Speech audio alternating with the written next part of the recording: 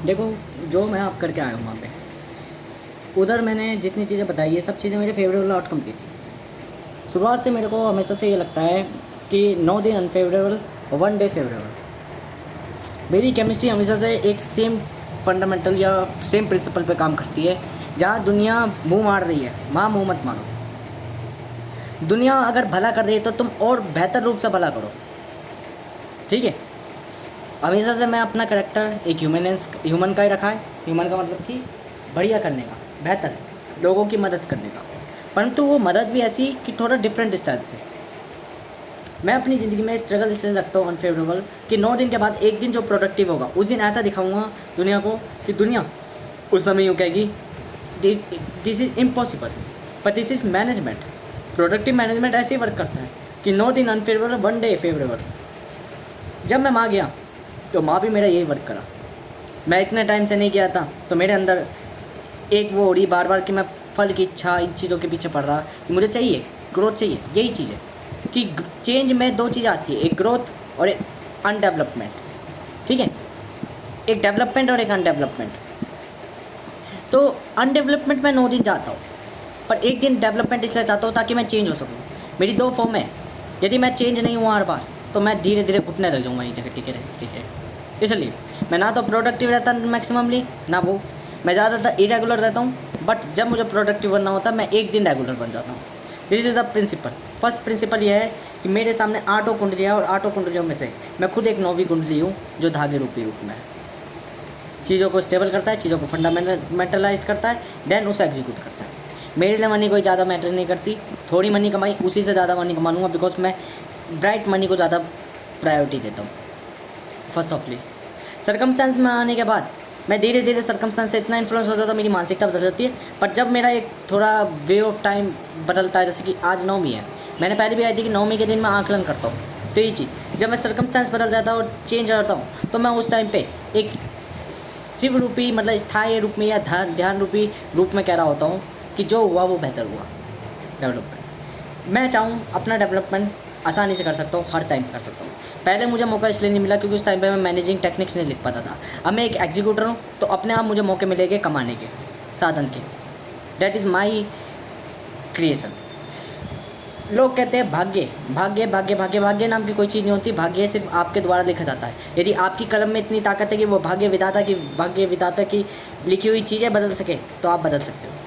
बस ये होगा कि जिस दिन 9 दिनों में अनफेवरेबल होगे तो 9वें 8वें 7वें दिन में आपको ऐसा लगने लग जाएगा कि हमारी ज़िंदगी तबाह है। पर जो 9वां दिन बीतेगा ही, 9वां दिन बीतते ही आपको जो फेवरेबल आउटकम मिलेगा तब आप समझोगे आई एम द गॉड। मैं खुद एक विधाता हूँ जिसने लिखी वो कलम और वो सत्य हो गई, ठीक है। आप अपनी ज़िंदगी खुद बदलते हो, दैट इज़ पॉसिबल। बाकी दुनिया भाग्य के नाम पे छोड़ देती क्योंकि उन्हें कुछ ना कुछ ब्लेम देने के लिए चाहिए कि हमारी कोई जिम्मेदारी नहीं थी, हम गलत नहीं थे, बल्कि भाग्य हमारा गलत था, हमारी प्रकृति गलत थी। उनको ब्लेम देने दो, वो अपनी स्टेट में ऑलवेज रहेंगे।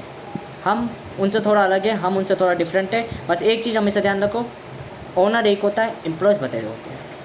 जो मैं पहले नहीं समझता था, मैं सबको ओनर समझता था। ओनर नहीं, विद पार्टनर समझो। एम्प्लॉयज़ कोई कंट्रोलिंग मशीन नहीं है, कॉन्ट्रैक्ट पे काम करने वाले कंपनी के अंदर हर एक व्यक्ति की जी बेशक झाड़ू मारने का वाला क्यों ना हो, ओनर के बराबर अपनी पहुंच रखता है। क्यों? क्योंकि वो भी एक व्यक्ति है, वो भी एक आत्मा है। अगर कोई व्यक्ति दूसरों के संग भला नहीं कर रहा तो आप सबक सिखा सकते हो उसे, परंतु आप उस पर ये मालिकाना हक नहीं जमा सकते कि आप भी उसके संग गलत करोगे। नहीं, आपका जो करेक्टर है आप वो अपना करेक्टर शो करो। हर एक पोजीशन है, हर एक पासा अपनी अपनी वैल्यू रखता है, चेस की तरह। ये चेस क्या है? वही शतरंज का खेल, वही प्रकृति जिसे हम मैनिपुलेट करते रहते हैं। बस इनमें राजा वही होता है, ऑलराउंडर वही होता है जो हम जैसे होते हैं। एक राजा को बचाना होता है, ठीक है, पर ऑलराउंडर जो होते हैं वही सबसे ज़्यादा ताकतवर होते हैं, वो हम होते हैं।